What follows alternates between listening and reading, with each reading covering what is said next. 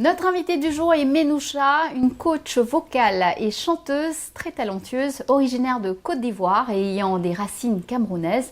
Ménoucha a vécu et travaillé entre l'Allemagne et la France. Découvrez son parcours de ses débuts en tant que jeune chanteuse dans une chorale d'Abidjan à sa carrière musicale en Allemagne. Elle partage également ses réflexions sur son identité et ses expériences formatrices. Je l'ai rencontrée, regardez. Bonjour Ménoucha, merci de nous rejoindre sur Initiative Africa. C'est un plaisir de vous accueillir. Ménoucha, vous êtes née en Côte d'Ivoire, de parents camerounais, vous vivez en Allemagne, mais aussi en France. Quelques mots pour vous décrire à notre public. Quelques mots avant tout panafricaine. Je me sens aussi citoyenne du monde car j'ai vécu un peu partout. Je suis une amoureuse de la musique et de l'art. J'aime les gens. Nous allons donc nous arrêter là pour l'instant. C'est ce qui me décrit le mieux. Vous avez commencé à chanter quand vous étiez enfant dans une chorale locale, n'est-ce pas? Les oiseaux du monde. Comment une enfant d'Abidjan devient-elle chanteuse en Allemagne? L'histoire est très drôle en fait. J'ai pris l'avion et quitté Abidjan. J'atterris en Allemagne, plus précisément à Francfort. Je commence mon parcours en tant qu'étudiante en graphisme, mais comme le virus de la musique est toujours là, j'ai décidé de passer une annonce sur les sites locaux pour dire que je suis chanteuse et que je cherche un groupe pour continuer à pratiquer la musique et à me produire.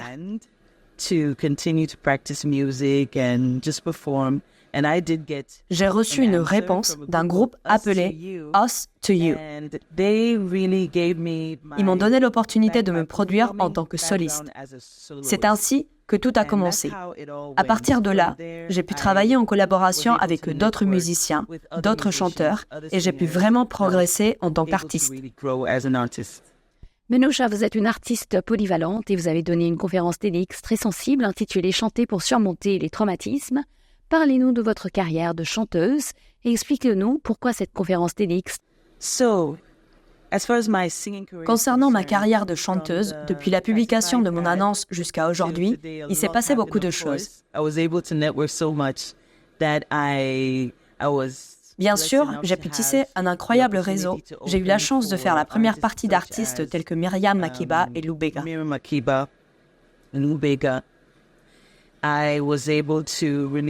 J'ai également pu sortir des albums, 2 albums jusqu'à présent, qui ont plutôt bien marché pour une artiste indépendante.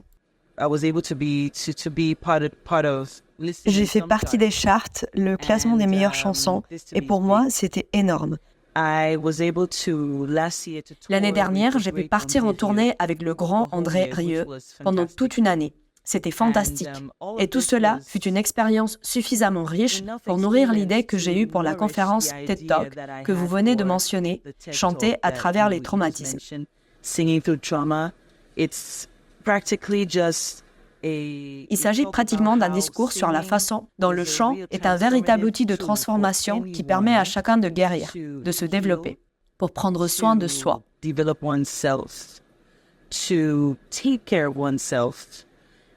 C'est donc plein de découvertes en tant que coach vocal, mais aussi en tant que chanteuse et femme, naviguant à travers les réalités de la vie. Y a-t-il une histoire personnelle derrière cela? Je veux dire, faire cette conférence TEDx et ce genre de coaching, y a-t-il un message ou un lien avec votre propre expérience personnelle? Absolument. Il y a tellement d'exemples qui ont inspiré ce discours. Par exemple, d'un point de vue personnel, je me souviens d'une période de ma vie où j'étais complètement déprimée et j'étais chanteuse, mais je n'étais pas du tout connectée au fait de chanter pour moi-même parce que j'avais l'impression de toujours être sur scène et de chanter pour les autres.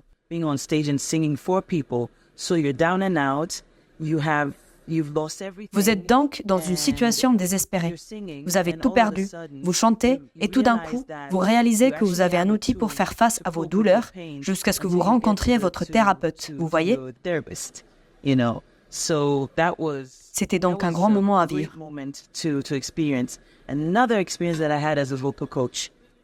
Une autre expérience que j'ai eue en tant que coach vocal. J'ai travaillé avec une femme que j'ai rencontrée, très confiante et qui avait réussi sa vie. Elle voulait simplement chanter et améliorer sa voix. Ce que je ne comprenais pas parce qu'elle avait une voix imposante. Mais dès qu'elle a commencé à chanter, Elle avait très peu de voix. Nous avons passé les 3 premières semaines à essayer d'améliorer sa résonance. Et je me heurtais sans cesse à un mur, à un obstacle. Je lui ai dit, « Quand vous chantez, j'ai l'impression que quelqu'un vous tient le cou. » Et elle m'a dit, « Oui, je vois ce que tu veux dire. Quand j'étais adolescente, j'ai été violée. Et pendant que j'étais violée, le violeur m'a tenu le cou et m'a dit, « Si tu le dis à quelqu'un, j'en finirai avec toi. »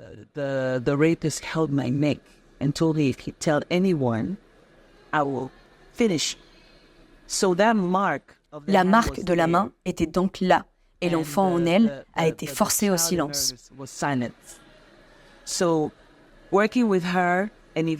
Le fait de travailler avec elle et d'arriver à créer une nouvelle résonance, une voix chantée, a été absolument transformateur, même pour moi, en tant que coach vocal. De voir une telle transformation m'a vraiment changé et a renforcé ma conviction de faire cela. Menoucha, en vous écoutant, j'ai l'impression que le chant peut finalement aider les gens dans leur vie. Vous êtes coach vocal. Qu'est-ce que cela implique? Que faites-vous en tant que coach vocal? Je ne suis ni biologiste ni scientifique, mais il est très important pour moi et pour tout le monde de savoir que lorsque vous chantez, 2 types d'hormones sont libérées.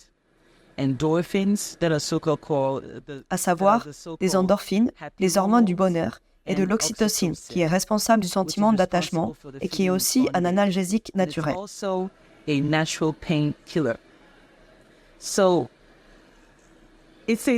Tout est dit.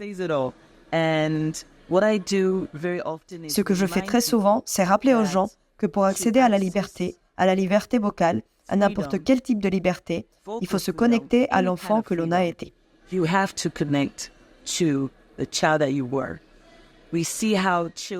voyons comment les enfants se comportent lorsqu'ils chantent, quand ils jouent. Ils ne se soucient pas de savoir qui les écoute. Ils se contentent d'exprimer ce qu'ils ressentent. Et j'encourage mes amis. Je n'aime pas les appeler mes clients. Je les appelle mes amis. J'encourage mes amis de la chanson à revenir à l'époque où ils avaient 5 ans dans la cour de récréation. Ils ne se soucient pas de qui les écoute, de ce que dit le professeur. Ils se contentent de crier et cela libère beaucoup de monde. C'est l'approche que j'ai adoptée. Ce n'est pas compliqué. Il s'agit simplement de passer un bon moment. N'oublions pas les enfants qui sont en nous. Nous devons les nourrir. Et c'est la clé du bonheur. J'ai l'impression que vous avez aussi des messages à faire passer, peut-être aux femmes ou d'autres personnes au travers de votre métier. Quels sont ces messages? Oui, ce que j'aime voir, c'est que certaines personnes diraient « Pourquoi irais-je voir un coach vocal? Je ne veux pas devenir chanteur. » Très bien, ce n'est pas grave. Ce que j'aimerais voir, c'est qu'en plus d'avoir une identité visuelle par exemple, nous avons aussi une identité vocale. Les gens doivent pouvoir ressentir quelque chose en se connectant à leur propre voix. C'est donc une raison suffisante pour prendre soin de sa voix, pour que nous la présentions de la meilleure façon possible. C'est la même chose que de choisir des couleurs, des vêtements, des chaussures, certaines coiffures pour se mettre en valeur. C'est la même chose.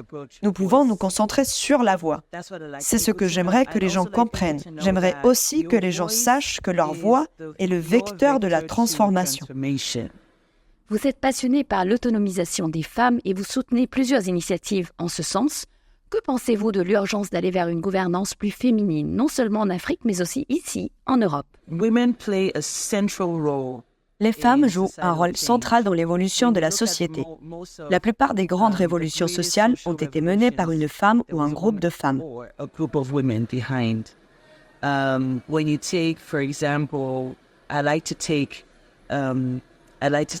J'aime prendre l'exemple du peuple Bamileke. En économie, on nous dit que les Bamileke sont connus pour être extrêmement astucieux sur le plan financier et commercial. Et les initiateurs de cela, cependant, sont des femmes.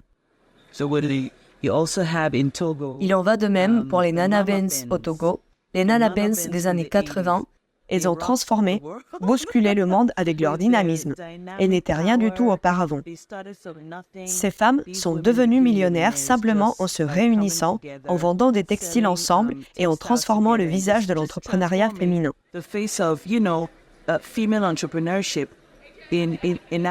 En Afrique, nous devons encourager cela et réduire cette disparité entre les rôles masculins et féminins afin que nous puissions tous progresser ensemble.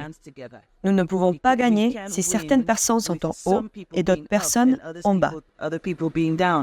Vous avez ce lien avec l'Afrique, mais aussi avec la diaspora en Europe. Pourquoi est-il si difficile pour les femmes de réussir? Elles sont talentueuses, mais ce n'est pas simple pour elles. Et ce n'est pas seulement une question africaine, c'est aussi une question européenne. Beaucoup de femmes sont élevées et ont grandi en entendant qu'elles doivent rester en retrait, qu'elles ne peuvent pas trop s'imposer, parler fort. Elles doivent être silencieuses, belles, c'est suffisant. Et cela joue vraiment sur votre personnalité. Pour ce qui est de la façon dont vous réagissez lorsque vous voyez certaines opportunités. Je pense qu'une partie de la raison pour laquelle il y a beaucoup de problèmes avec le leadership féminin, ce n'est pas seulement parce qu'il n'y a pas assez d'opportunités, mais aussi parce que lorsque les opportunités sont offertes, beaucoup de femmes pensent que ce n'est pas pour elles. Et se disent « J'ai trop d'enfants, je suis mariée, je peux encore faire une croix dessus. Vous savez, je suis une femme, tout simplement. Je suis trop vieille. Nous avons tellement de barrières mentales, de limites qui nous empêchent de réaliser notre plein potentiel. Et atteindre son plein potentiel n'est pas une affaire d'assister. C'est quelque chose que vous faites pour le bien de tous, parce que votre but est lié au but de quelqu'un d'autre.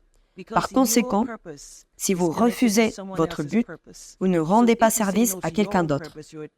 Vous ne pouvez donc pas, en évoluant dans cette vie, vous dire non à vous-même, puisque vous dites non à quelqu'un d'autre.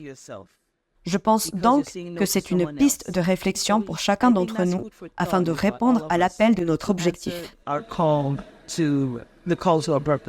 Fantastique, Menousha. Merci beaucoup. C'était vraiment un plaisir de vous avoir dans notre émission. Merci beaucoup, Asha. Merci de m'avoir reçu.